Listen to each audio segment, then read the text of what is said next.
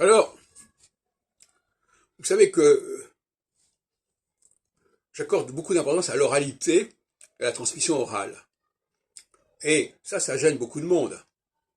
Bon, parce qu'ils ne savent pas très bien ce que ça veut dire, où est-ce que c'est, comment on sait qu'il fallait prononcer comme ceci ou comme cela, etc. Les gens, ils s'accrochent à l'écrit.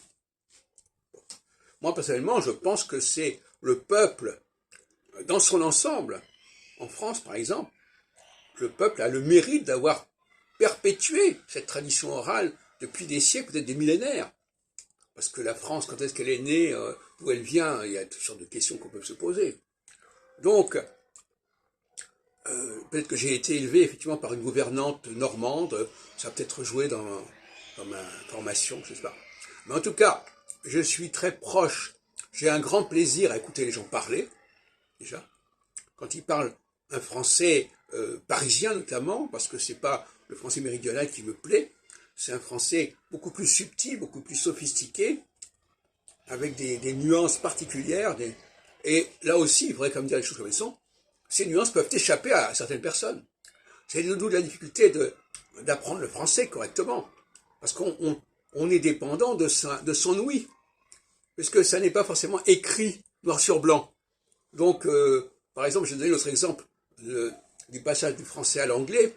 Quand je dis par exemple un peu d'eau, eh ben finalement le D de un peu d'eau, on peut ne pas l'entendre. Ou un peu de feu, un peu de temps, un peu de temps. Où est-ce que vous voyez le D? Et ça explique pourquoi les Anglais qui ont emprunté la formule a few, elle vient du français un peu, eh bien ils n'ont pas le un few of, ils disent a few people. Donc ils n'ont pas la forme génitive, ils n'ont pas la coordination génitive, parce qu'ils n'ont pas entendu, tout simplement. Donc finalement, pour parler d'équinoxialité, pour parler de l'importance que j'accorde au peuple, c'est le peuple qui véhicule cette véritable langue française, cette langue d'oïl, langue du nord de la France, qui est quelque chose de tout à fait extraordinaire, et dont on n'a pas assez parlé, et dont on ne sait pas assez parler.